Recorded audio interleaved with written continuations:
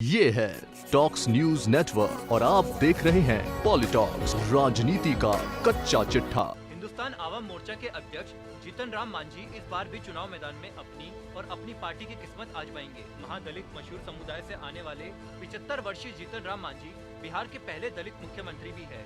उन्होंने 2014 से 2015 के बीच बिहार के मुख्यमंत्री का पदभार संभाला था। मांझी पहले जदयू के नेता थे, लेकिन नीतीश कुमार के कहने के बावजूद मुख्यमंत्री पद से इस्तीफा न देने के चलते मांझी को पार्टी ने बाहर का रास्ता दिखा दिया। उसके बाद मांझी ने हम पार्टी का गठन कर 2015 में हुए विधानसभा चुनावों में अपनी किस्मत आजमाई। हालांकि 21 सीटों पर लड़ने वाली हम केवल एक ही सीट पर जीत दर्ज कर पाई। ये सीट थी गया जिले की इमामगंज, जहां से जीतन राम मांझी जीत कर सदन में पहुंचे। इमामगंज से जदयू के उदय नारायण चौधरी का काफी दबदबा था और वे पहले भी यहां से विधायक रह चुके थे, लेकिन अल्प समुदाय की अच्छी तादाद होने की वजह से मांझी से ये सीट चुनी। पार्टी के निकाले जाने के बाद से ही मांझी ने इस सीट पर अपना चुनावी प्रचार करना शुरू कर दिया।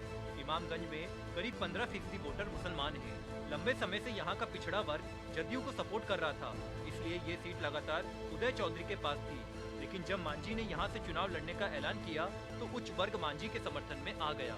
इसके पीछे वजह भी रही। दरअसल पिछले कई सालों से मुसलमान तबका नक्सलियों का शिकार रहा था और वो इस सब के लिए चौधरी को जिम्मेदार मानते थे।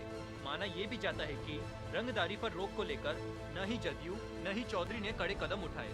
ऐसे में इलाके के माओवादी चौधरी का खुला समर्थन करते थे। यहाँ ये बताना भी जरूरी है कि नई पार्टी से चुनाव लड़ रहे जीतन राम मांझी एक सेफ गेम खेलकर चल रहे हैं।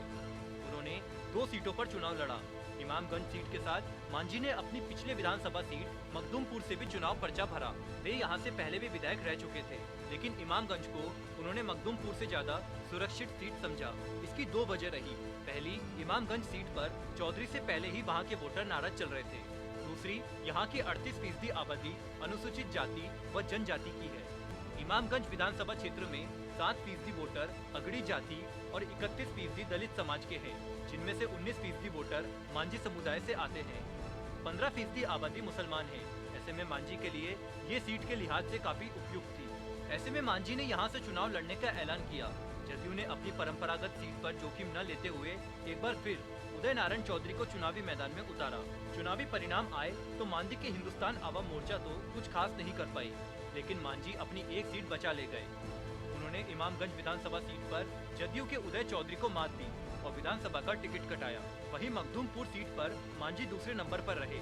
यहाँ राजद के सूबेदार दास विजेता रहे, लेकिन मांझी ने इमामगंज सीट फतह कर नीतीश कुमार पर 2 तरफा वार किया। पहला, उन्होंने जदयू की परंपरागत सीट रही इमामगंज पर जीत दर्ज कर नीतीश कुमार से अपना हिसाब चुकता कर लिया। दूसरा, इस सीट पर जीत दर्ज कर वे बिहार में सबसे बड़े दलित नेता बन गए। इसका फायदा उन्हें इस चुनाव में भी मिल रहा है।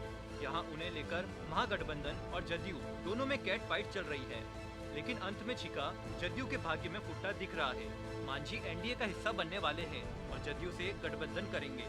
वैसे नीतीश कुमार चाहते हैं कि मांझी पार्टी समेत जदयू में विलय कर ले, लेकिन नीतीश कुमार को बिहार की राजनीति का चाणक्य कहा जाता है और मांझी इस बात को भली भांति समझते हैं। ऐसे में मांझी एक पार्टी प्रमुख बनकर ही गठबंधन में शामिल होंगे। हालांकि उनकी पार्टी का पिछला प्रदर्शन काफी कमजोर रहा, लेकिन बिहार के सबसे बड़े दलित नेता के तौर पर जीतन राम मांझी का चेहरा दलित वोटर्स में काफी लोकप्रिय है और महागठबंधन भी इस बात को अच्छी तरह जानता है। गठबंधन के चलते जदयू और बीजेपी के वोट भी मांझी को ही मिलेंगे। ऐसे में इस सीट से मांझी के पहाड़ को हिला पाना राजद और गठबंधन के लिए मुश्किल होने वाला है। खैर, ये सियासी समर है और पूर्व विधायक उदय नारायण चौधरी भी टिकट की जुगत में लगे हैं। ऐसे में मांझी को इस सीट से टिकट पाने में मुश्किल हो सकती है, लेकिन माना जा रहा है कि मांझी सेफ सीट से ही चुनाव मैदान में उतरेंगे। अगर गठबंधन के तहत ये सीट हिंदुस्तान आवाम मोर्चा की झोली में नहीं आई तो फिर वे मखदूमपुर सीट पर फिर से दाव खेलेंगे, जो इस बार उनके लिए सुरक्षित सीट बन सकती है। इस सीट से वे विधायक रह चुके हैं और पिछले चुनाव में हम पार्टी से दूसरे नंबर पर रहे थे। ऐसे में उनकी दलित नेता की छवि के चलते दोनों सीटें आसानी से उनके कब्जे में आ जाएगी, ऐसा माना जा रहा है। पॉलिटॉक्स ब्यूरो, बिहार। ये है टॉक्स न्यूज नेटवर्क और आप देख रहे हैं पॉलिटॉक्स, राजनीति का कच्चा चिट्ठा।